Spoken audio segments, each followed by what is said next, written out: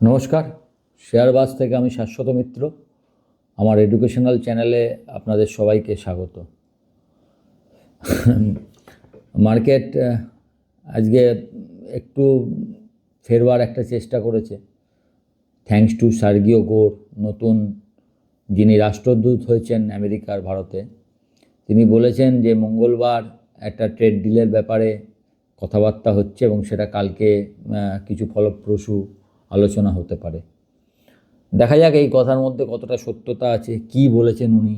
উনি বলেছেন একটা কিছু কোনো একটা রেজাল্ট আসতে পারে। সেই রেজাল্টটা কী? যে ট্রেড ডিল হবে, না ট্রাম্প আবার 500% চাপাবে? কোনোটাই তো বোঝা যাচ্ছে না। এদের কথাতে কিছু বোঝা মুশকিল আর কি। আজকে যখন আমরা মার্কেট রিবাউন্ড করেছে, যেটা রিবাউন্ড করারই ছিল, কেন সেটা আপনাদের বলছি। যারা আমার টেলিগ্রাম চ্যানেলের সঙ্গে যুক্ত আছেন তাদেরকে বারবার বলেছি দুটো জিনিস।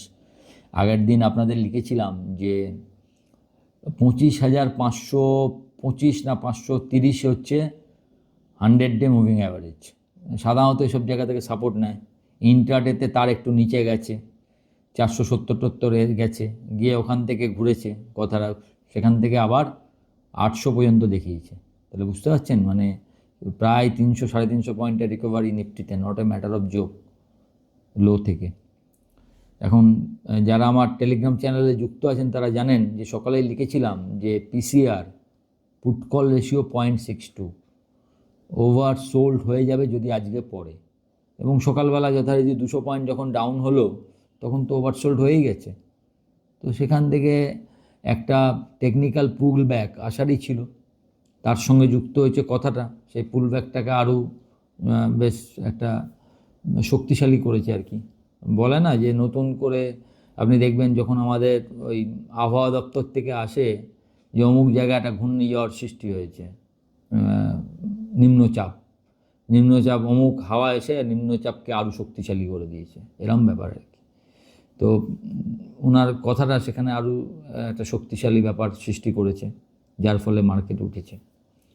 এখন কিন্তু যখন আবার 3:30টায় বন্ধ হচ্ছে, তখন আবার যদি আপনি ডাউ ফাওয়ের দিকে তাকান তখন আবার ভয় লাগবে। ডাউ তখন 375 point down, Nasdaq 300 point down না 200 পয়েন্ট ডাউন কি একটা দেখলাম। মানে আজকে আবার আমেরিকান মার্কেট ভালোই ডাউন দেখাচ্ছে। সকালে তো আমেরিকান মার্কেট নিয়ে লিখেছি যে ডোনাল্ড ট্রাম্প একাই প্রায় পৃথিবীকে চালাচ্ছেন। সবচেয়ে বড় রেজিস্ট্যান্সের নাম এখন মার্কেটের ডোনাল্ড ট্রাম্প। তিনি আজকে এটা বলছেন, কালকে ওটা বলছেন, সমস্ত তার চাই। কিউবা চাই, গ্রিনল্যান্ড চাই, ইরান নিজে অলরেডি বলছেন ভেনেজুয়েলার তেল বিক্রি করে ওই দেশের যা পয়সা আসবে ওটাকে আমরাই চালাবো। অলরেডি ভেনেজুয়েলার দায়িত্ব তো উনি নিয়েই নিয়েছেন। আজকে আবার 11টা-12টায় যারা দেখেন তারা দেখবেন একটা ক্লিপিং এসছে যে উনি বলছেন ন্যাটোকে আমরা এত হেল্প করেছি, ন্যাটোর টোটাল টাকা 5.5%, যেটা আগে 2% অন্য দিত, আমি দিয়েছি, ন্যাটো আছেই আমার জন্য। যাই হোক, মানে সবেতেই উনি যা করছেন তার জন্য সবাই আছে। এখন এইটা ভালো কথা, এবং এর মধ্যে কিছু মুভমেন্টও হয়েছে। যারা ভূ রাজনৈতিক হিসাবে খোঁজখবর রাখেন যে কি হচ্ছে, তারা জানবেন যে পাকিস্তানের মাটিতে আজকে আমেরিকার মনে হয় 2টো যুদ্ধ বিমান নেমেছে। ইরানকে আক্রমণ খুব শীঘ্র হতে পারে। ওনার একটা পোস্ট এসছে গতকাল, যেটা নিয়ে অলরেডি আমি টেলিগ্রামে লিখেছি, দেখবেন সুন, SOON বলে ছেড়ে দিয়েছেন, আর কিচ্ছু লেখেননি। তার মানে ইরান আক্রমণ কি সুন হবে না কি হবে কে জানে। বলেছেন ইরানের স্বাধীনতাকামী মানুষের জন্য আমেরিকার সাপোর্ট রয়েছে। লেটস সি কোথায় যায়। এখন এই পরিস্থিতিতে দুটো জিনিস হচ্ছে, আপনারা দেখেছেন। একটা হচ্ছে কাঁচা তেলের দাম দেখেছেন $64 ওপর গেছে। তবে এটা এক্সপেক্টেড ছিল। আমি প্রথম থেকে বলছি এবছরে আমি $80, $75, 75 থেকে 85, এইটা আমার রেঞ্জ, যে আমি এই ডলার একবার দেখতে পাবো। এখন সেই অনুসারে আমার থিম কতটা কাজ করবে সেটা সময় বলবে, কিন্তু ক্রুডের বেসিক যে কারণে দেয়া সেটা হয়তো দেখতে খুব শীঘ্রই পেয়ে যেতে পারি যদি এরম চলে। দ্বিতীয় একটা ব্যাপার যেটা খারাপ হচ্ছে মার্কেটের পক্ষে, যদিও আজকে একটু কমেছে, সেটা হচ্ছে যদি দেখেন ডলার ইন্ডেক্স 99-এর ওপর উঠেছিল, একটু নেমে 98.7 এরম জায়গায় আছে। তো দেখা যাক জায়গাটা কোথায় গিয়ে এইগুলো সেটেলড হয় আর কি। আর সোনা রূপো বেস মেটাল তো এই তেজি তো ভাবা যায় না আর কি। আজকে রূপো নতুন হাই, সোনা নতুন হাই। রূপো 2,64,000 না 2,65,000 মনে হয় হাই করেছে, সোনা মনে হয় 1,41,000। ভাবুন দামগুলো, জাস্ট ইমাজিন। তার সঙ্গে বেড়েছে বেস মেটাল মানে কপার, অ্যালুমিনিয়াম, জিঙ্ক, নিকেল অল্প বেড়েছে। কপার আর অ্যালুমিনিয়ামটা বেশি বেড়েছিল, লাস্টে যদি অ্যালুমিনিয়ামে সামান্য একটু কমেছে, কিন্তু কপারটা সেই হাইতেই রয়েছে। তার ফলে ওই ধরনের স্টকগুলো যেরকম Hindustan zinc, national aluminium, Hindustan copper, এগুলো একদম পুরো হায়েস্ট লেভেলেই রয়েছে, খুব ভালো দিচ্ছে। তবে মেটাল আনবিলিভেবল রান। আমি তো অনেক আগে থেকেই ভাবছিলাম একটা কারেক্টিভ হওয়ার কথা, হয়েও ছিল মাঝে একদিন, জানেন, 1 ডে কারেকশন 3-4%। সেদিনকেও আপনাদের বলেছিলাম এটা ওয়ান ডে কারেকশন নাকি এটা চলবে সেটা সময় বলবে, কারণ প্রথম কারেকশানে কিছু বোঝা যায় না যে এটা কী হচ্ছে। এখন নিফটি আজকে যে জায়গা থেকে ব্যাক করেছে, এবং ব্যাকটা বেশ ভালো, জানবেন মার্কেটের একে বলে ক্যাম্বিস বাউন্স। তার কারণ হচ্ছে মানে একটা জায়গায় এসে নিফটি যদি এমন জায়গায় যেখানে থাকতে পারছে না, ক্যাম্বিস বল যেমন ড্রপ খায়, ড্রপ হয়ে যায় না ওপরে উঠে, এই বাউন্সটা সাধারণত বলা হয় যে একটা সাস্টেনেবল করে অনেক সময়। জানি না এখানে কি করবে, এই মার্কেটকে নিয়ে কিছু বলা মুশকিল, কারণ আজকে রাত্রে হয়তো ডোনাল্ড ট্রাম্প এমন কিছু বললেন, সমস্ত বাউন্সের কথা মার্কেট ভুলে গেল।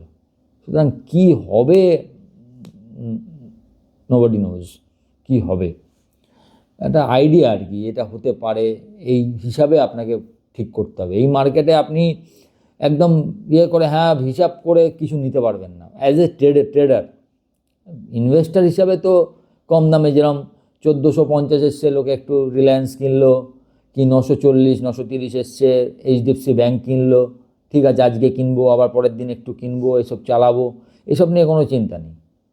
এখন বিভিন্ন জায়গায় বিভিন্ন ভাবনা হয় যে কি জানি এগুলো কি হবে, এগুলোও পড়ে যাবে না তো, আগের বার তো 1600 থেকে 1100 গেছিল, এবারেও যাবে কি না। এখন রিলায়েন্সের যে খবরগুলো যদি আপনি আবার চিন্তা করেন ভালো করে ভেবে, যে সামনে রিলায়েন্সের 2টো আইপিও আসতে পারে, যে দুটোতেই যারা শেয়ার হোল্ডার তারা লাভবান হবেন। একটা হচ্ছে রিলায়েন্স জিও, আর একটা হচ্ছে রিলায়েন্স রিটেল। যদি সত্যি করে হয় তাহলে রিলায়েন্সের ভ্যালুয়েশন এখান থেকে কি খুব বেশি? ভেনেজুয়েলা ফ্যাক্টরটা একটা প্রবলেম ছিল। এখন রিলায়েন্স যদি আলাদাভাবে কথা বলে নেয়, হ্যাঁ আমরা ভেনেজুয়েলার তেল কিনতে রাজি আছি, রিলায়েন্সের সেই শোধনাগার আছে যেটা ভেনেজুয়েলার তেলটা একটু মোটা হলেও যেটা শোধন করা যায়, সেই সক্ষমতা রিলায়েন্সের আছে। তো রিলায়েন্স যদি কথা বলে তাহলে ওই জায়গাটা মিটে গেলে আমার মনে হয় না রিলায়েন্স খুব খারাপ হবে। যদি না রিলায়েন্সের ওপর কোনো আলাদা করে রেস্ট্রিকশন, কিছু স্যাংশন, এখন যা খুশি করতে পারে ভারতকে চাপে রাখবার জন্য। ভারতের যে কোনো বড় কোম্পানিকে আপনি দেখবেন, জোহো নিয়ে একটা খবর বেরিয়েছে, জোহোকে কি একটা বলেছে কোন কাজের জন্য।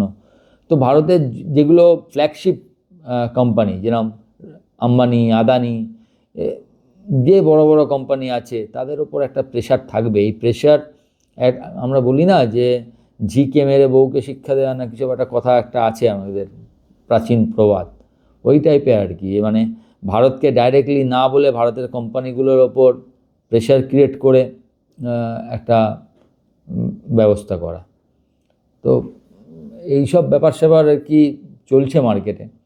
তো আপনি এই মার্কেটে কখনো অ্যাজ এ ট্রেডার মানে শান্তিতে থাকতে পারবেন না। তো ট্রেডিং যারা করেন, যারা করছেন, তারা ইন্ট্রাডে করাই ভালো। ট্রেডিং পজিশান নিয়ে যাওয়া খুব রিস্কি। যেরকম ধরুন আমি একটা আপনাদের বলি, এই যে বলছে কিছু একটা ট্রেড ডিল কিছু একটা হতে পারে, যদি হয়ে যায় কোন সেক্টরটা সব থেকে ভালো হবে?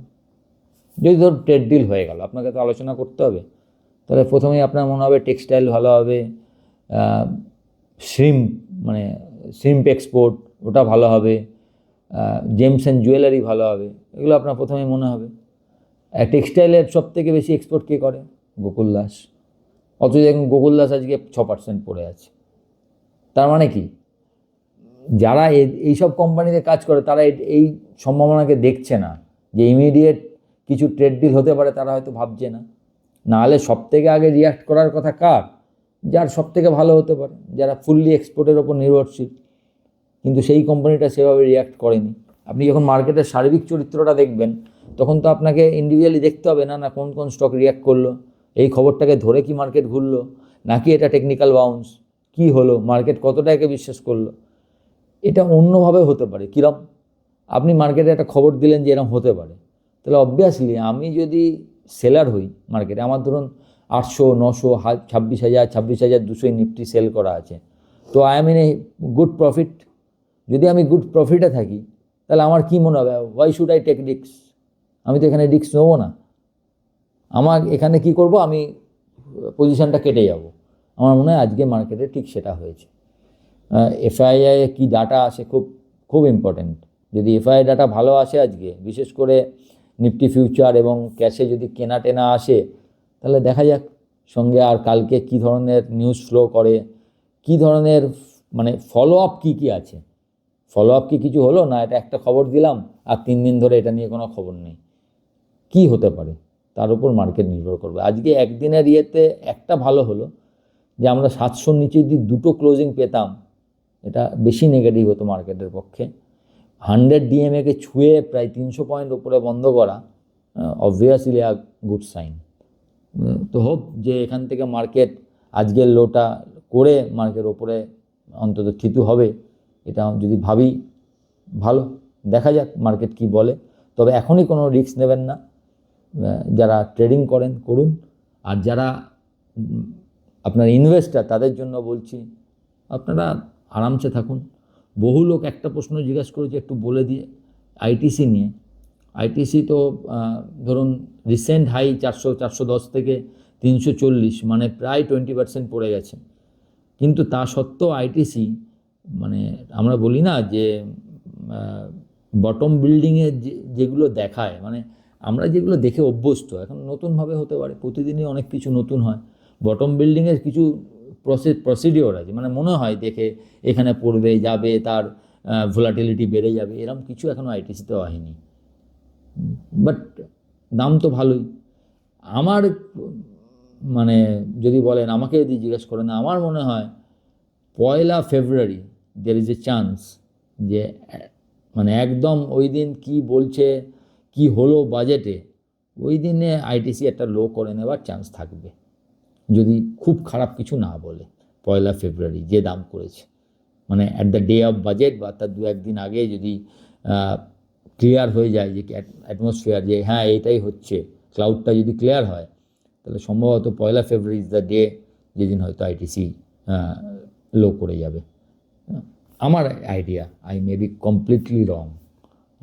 এইগুলো কিছু হয় না, তারপরে হয়তো অনেক খারাপ হতে পারে, কি হবে না, মানে জাস্ট মার্কেট নিয়ে অভিজ্ঞতা থেকে যেটা মনে হয় সেটা আপনাদের সঙ্গে শেয়ার করলাম। ভালো থাকবেন। ভিডিওটা ভালো লাগলে একটু লাইক, শেয়ার এবং সাবস্ক্রাইব নতুন দেখলেও কেউ করেন না, যদি নতুন কেউ দেখেন কাইন্ডলি সাবস্ক্রাইব করবেন এবং আমার টেলিগ্রাম গ্রুপের সঙ্গে যুক্ত থাকবেন। নমস্কার।